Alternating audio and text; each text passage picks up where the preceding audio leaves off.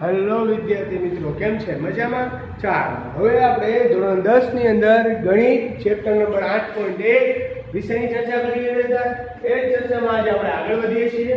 તો પ્રશ્ન આપણો કંઈક આવો છે: જો ત્રિકોણ ABC માં ખૂણો B કેવો છે? કાટખૂણો. ખૂણો B કયો છે? કાટખૂણો. તો સૌથી પહેલા તો ત્રિકોણ ABC દોરવાનું રહેશે. એની અંદર ખૂણો B છે જે આપણે કાટકોણ દર્શાવવાનો રહેશે. હવે તમને ખ્યાલ જ છે કે કાટકોણ એટલે શું? કાટકોણ એટલે જે ખૂણો 90 નો બનતો હોય એને કાટખૂણો કહેવાય. લાઈક આમ જો રેડી, આ ખૂણો B કેવો છે? 90 એટલે કાટખૂણો. તો આ ખૂણો B 90 એટલે કાટખૂણો. બીજો કાટખૂણો B કાટખૂણો થાય તો અહીંયા શું આવે? C અને અહીંયા શું આવે? A. આટલી ખબર પડી ગઈ. અહીંયા કીધું છે બે કાટખૂણો છે. કાટખૂણો એટલે 90 નો. ચાલો, જો tan એ બરાબર 1/√3 હોય તો નિમ્નલિખિત મૂલ્ય શોધો. હવે જો tan એ બરાબર 1/√3 એટલે tan એનું સૂત્ર શું થાય? સામેની બાજુ છેદમાં પાસેની બાજુ. બરોબર છે? સામેની બાજુ છેદમાં પાસેની બાજુ. સામેની બાજુ જોવો જોઈએ. અહીંયા સામેની બાજુ ક્યાંથી જોવાની? A થી, કારણ કે tan A આપેલો છે. આપણે ક્યાંથી જોવાનું? A થી. એની સામેની બાજુ એટલે આપણે જોવાનું ક્યાંથી? એ જોઈ લો પહેલા. રેડી છે?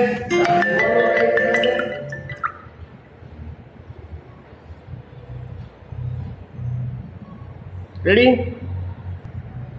આપણે જોવાનું ક્યાંથી થશે? ખબર પડી ગઈ? હા, તો કે A થી જોવાનું થશે. એની સામેની બાજુ છેદમાં પાસે, એની સામેની બાજુ એટલે BC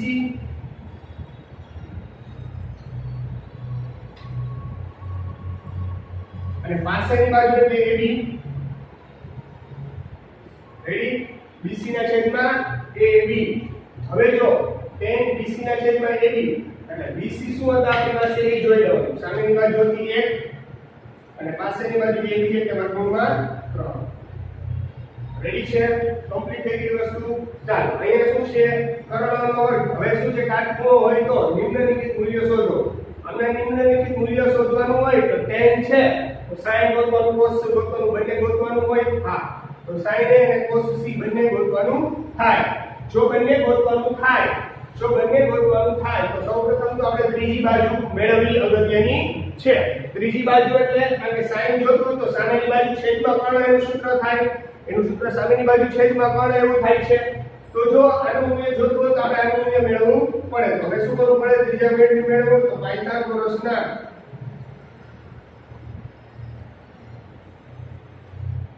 પ્રમેય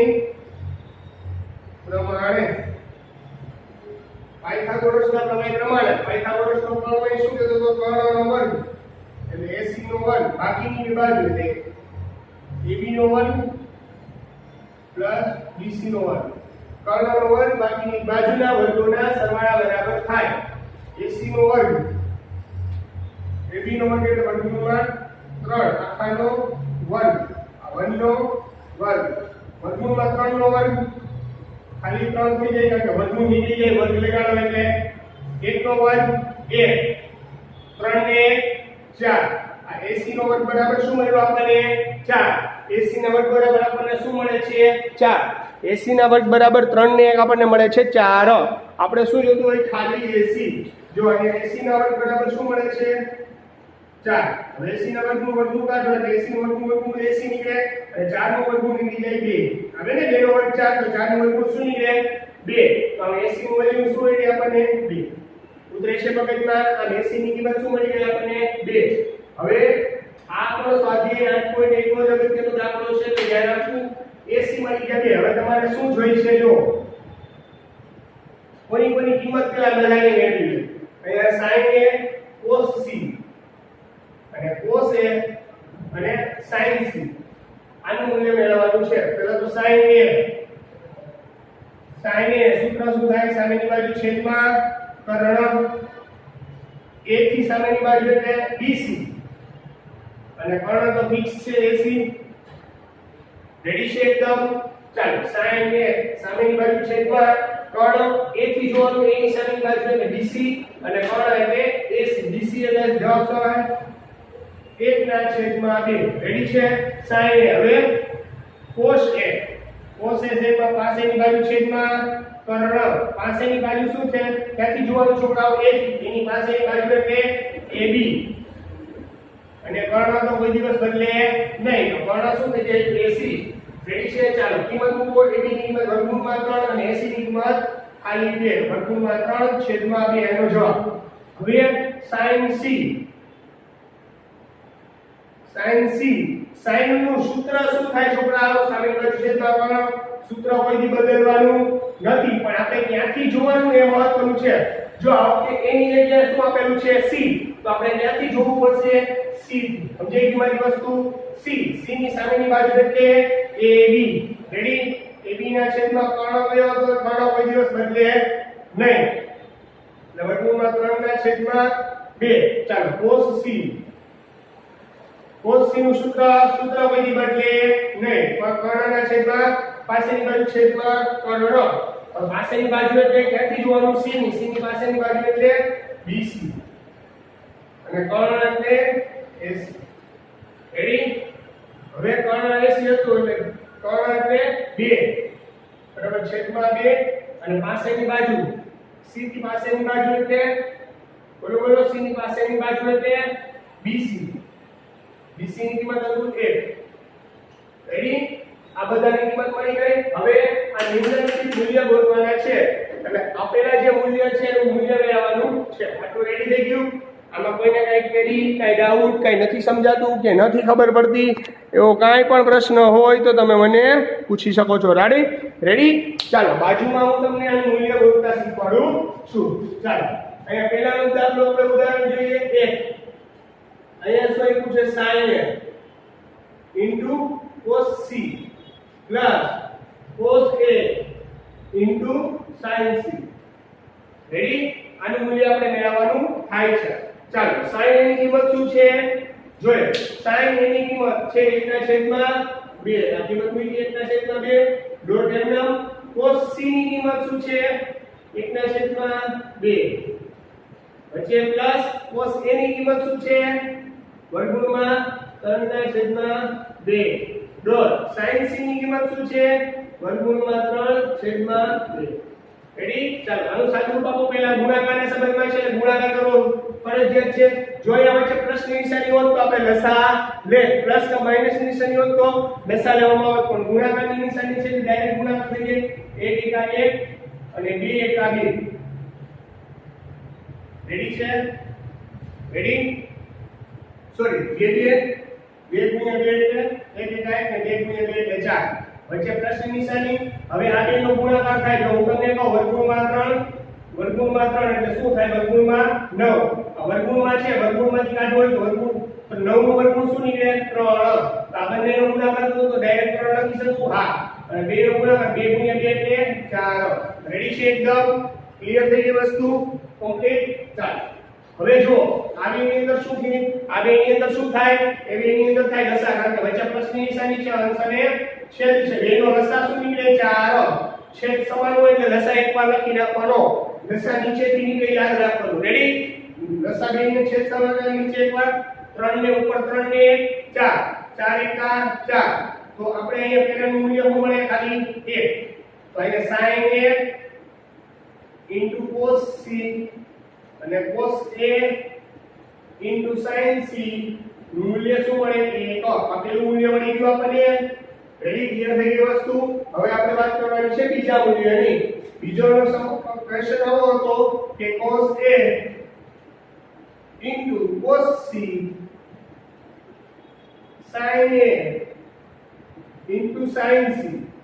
ચાલો આનું મૂલ્ય પણ મેળવવાનું થાય છે. આનું મૂલ્ય પણ આપણે મેળવવાનું થાય છે. તો આનું મૂલ્ય કઈ રીતે મેળવશી એ ધ્યાન આપજો. એનું મૂલ્ય કઈ રીતે મેળવશી એ ધ્યાન આપજો. cos a જો કિંમત બધાની ગોતેલી હતી તો કિંમત મૂકી દો. વર્ગમૂળમાં 3/2 cos c એટલે 1/2. વચ્ચે નિશાની હતી માઈનસ ની. જો જોઈ શકો છો તમે વચ્ચે માઈનસ sin a નું મૂલ્ય શું હતું?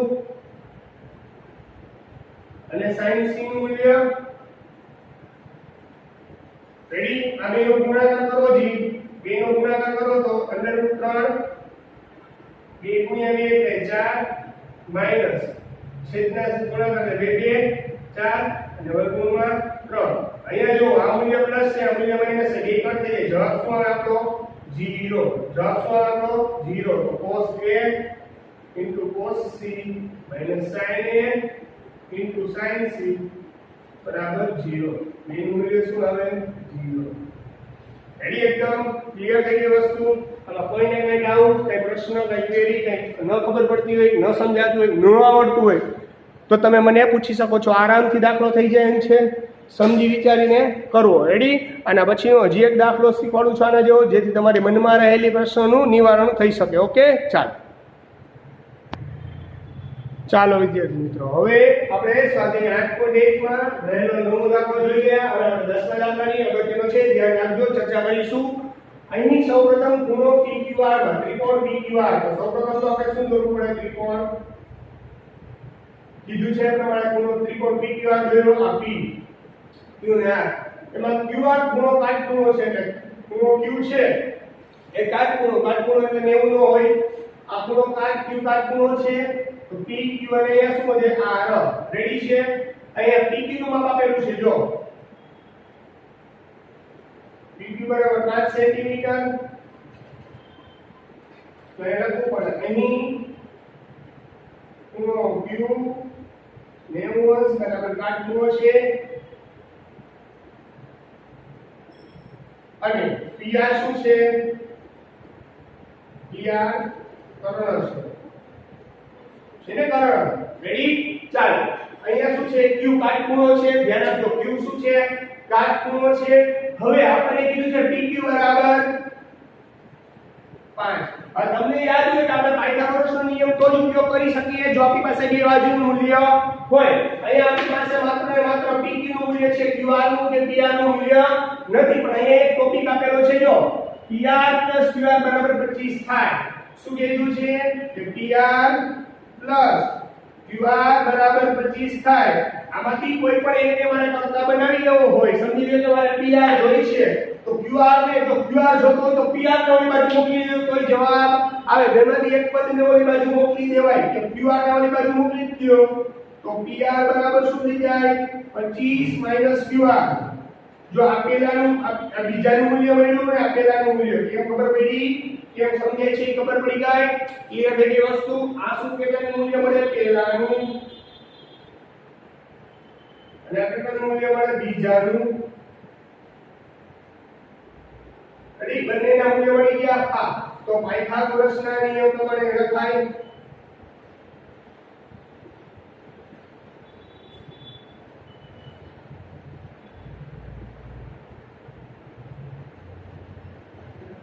પાયથાગોરસના નિયમ પ્રમાણે પાયથાગોરસનો નિયમ શું હતો કર્ણનો વર્ગ કર્ણ એટલે PR નો વર્ગ બાકીની બે બાજુ એટલે PQ નો વર્ગ વર્ગોના સરવાળા બરાબર બાકીની બે બાજુના વર્ગોના સરવાળા બરાબર થાય રેડી પાયથાગોરસના નિયમ પ્રમાણે કર્ણનો વર્ગ બાકીની બે બાજુના વર્ગોના સરવાળા બરાબર થાય કર્ણનો વર્ગ એટલે PR નો વર્ગ રેડી છે ચાલો હવે આની અંદર શું કરવું પડશે કિંમત મૂકવી પડશે કિંમત મૂકો PR ની કિંમત 25 QR નો QR આખાનો વર્ગ આમ થઈ જાય કે નહીં યાદ આવે છે કે નહીં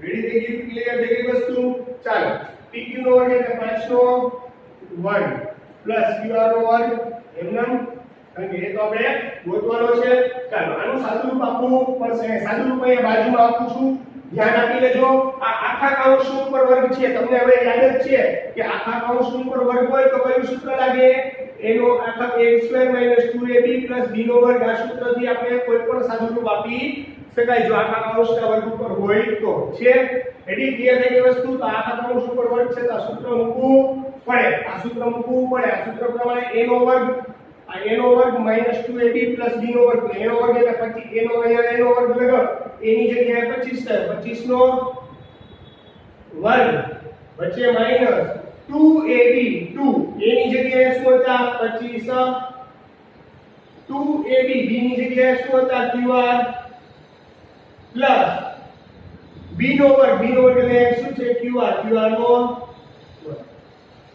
બરાબર અહીંયા શું તો 5 નો વર્ગ શું થાય 25 અને qr નો વર્ગ એટલે qr નો વર્ગ રેડી અહીંયા ક્લિયર થઈ ગઈ વસ્તુ અહીંયા જોઈ શકો છો 25 નો વર્ગ એટલે 625 થાય 25 ગુણ્યા 2 એટલે 50 ગુણ્યા q એટલે 50 qr થઈ જાય અને qr નો વર્ગ એમના વર્ગ રેડી આ 25 qr નો વર્ગ આમાં કોઈને કઈ પ્રશ્ન કોઈને કઈ ડાઉટ કઈને ખબર પડતી જો બંને બાજુ qr નો વર્ગ છે qr નો વર્ગ એટલે બે બાજુ શું થઈ જાય તો અટો બે વચ્ચે બરાબરની નિશાની છે બે બાજુ મૂલ્ય સમાન છે તો ઉડાડી દેવાના રેડી છે ચાલો અહીંયા શું વધે 625 -50 qr બરાબર 25 રેડી હવે સરવાળા બાદબાકી કરવાના થાય છે પણ સરવાળા બાદબાકી ઉલટ સુલટ પદ કયા થાય સરખે સરખા હોય જો આચળ પદ છે તો આ આચળ પદને આ બાજુ લઈ લઉં તો પ્લસ હોય તો કેવું થઈ જાય માઈનસ આ -50 qr બરાબર આ પ્લસ છે ઓલી બાજુ લઈ લઉં તો -625 આ -50 આ qr એમનો આ અલગ અલગ નિશાની છે કે એની શું થાય બાદબાકી अलग अलग यानी निशानी माइनस है निशानी प्लस अलग अलग निशानी શું થાય બાદબાકી મોટા પદમાંથી નાનું બાદ 625 માંથી 25 જાય એટલે શું વધે 600 અને મોટા પદ નિશાની માઈનસ એટલે માઈનસ બે બાજુ માઈનસ માઈનસ શું થઈ જાય કટ આમાં શું કોને કરતા બનાવવાનો qr વિરુદ્ધની બાજુ ક્યાં જાય ઉપર ભેગા હોય ક્યાં આવે નીચે રેડી આ 0 0 કટ 5 6 30 બારે સોરી આ જો 600 છેદમાં વધે 50 આ ગયા કેના ઘડિયામાં 60 આવે ભાગાકાર કરો 60 ભાગ્યા 12 કરો એટલે 60 ભાગ્યા 5 કરો એટલે જવાબ આવે 12 ને 60 તો qr બરાબર આપણી પાસે શું આવ્યું 60 qr બરાબર આપણી પાસે શું આવ્યું 12 જો આપણે pq બરાબર શું હતું 5 qr બરાબર શું આવ્યું 5 આપણે શું ગોતવાનો g pr પણ આપણી પાસે યાદ કરો pr બરાબર એ હતું 25 minus qr pr એટલે 25 qr તો 25 એમએમ qr ની કિંમત આપણને શું મળી અહીંયા 12 25 માંથી 12 જાય તો 13 સમજાઈ ગયું કે નહીં પહેલા જો આપણી પાસે બાજુ એક બાજુ હતી એના ઉપરથી આપણે qr નું વેલ્યુ કઈ રીતે મેળવવી તમને ખબર પડી ગઈ પાયથાગોરસનો નિયમ પ્રમાણે પણ આપણે ત્રણેય બાજુની કિંમત જોઈ પછી પાછો પાયથાગોરસનો નિયમનો ઉપયોગ કરવાનો રહે નહીં કારણ કે ઓલરેડી અહીંયા pr ને આપણે શું બનાવવાનો હતો કરતા તો પછી છે ને qr ની જે કિંમત મળે એને મૂકી દો એટલે આપણને શેની કિંમત મળે pr ની qr ની કિંમત અહીંયા 12 મળી એટલે 12 મૂકી એટલે આપણને મળે છે 13 રેડી છે એટલે ક્લિયર થઈ ગઈ વસ્તુ ચાલો અહીંયા pr ની કિંમત પણ આપણને શું મળી ગઈ 13 હવે આપણે અહીંયા શું ગોતવાનું છે sin t cos p tan p ચાલો અહીંયા સૂત્ર sin t cos p tan p ચાલો હવે સૂત્ર તો તમને યાદ જ હશે યાદ કરો sin એટલે સાત કરવાનું cos એટલે પાક કરવાનું sin નો સાત કેમ કરવાનું ભાઈ sin ની બાજુ છેદમાં કર્ણ cos એટલે પાક કરવાનું પાસેની બાજુ છેદમાં કર્ણ અને tan t સાબાની છેદમાં પાબા સાબાના છેદમાં પાબા એટલે સામેની બાજુ છેદમાં પાસેની બાજુ બધાને ક્યાંથી જોવાના છે p થી બધાને એક જગ્યાએથી જોવાના છે p થી એટલે ઉપાધિ નથી ચાલો સામેની બાજુ p થી સામેની બાજુ એટલે qr છેદમાં કર્ણ pr ફિક્સ રે રેડી હવે cos p પાસેની બાજુ એટલે pq છેદમાં pr હવે એની સામેની બાજુ એટલે qr પાસેની બાજુ એટલે pq qr ના છેદમાં રેડી ક્લિયર થઈ ગઈ વસ્તુ ચાલો હવે qr નું માપ શું હતું 12 છેદમાં 13 5 છેદમાં 13 12 છેદમાં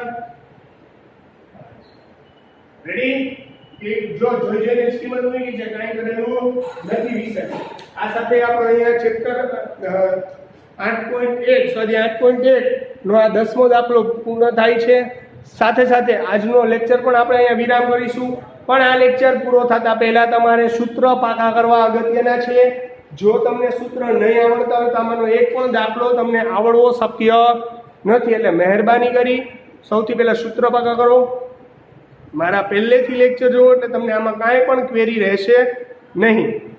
જો તો પણ કાંઈ ક્વેરી હોય કાંઈ પ્રશ્ન હોય તો તમે અમને પૂછી શકો છો. રેડી? ચાલો.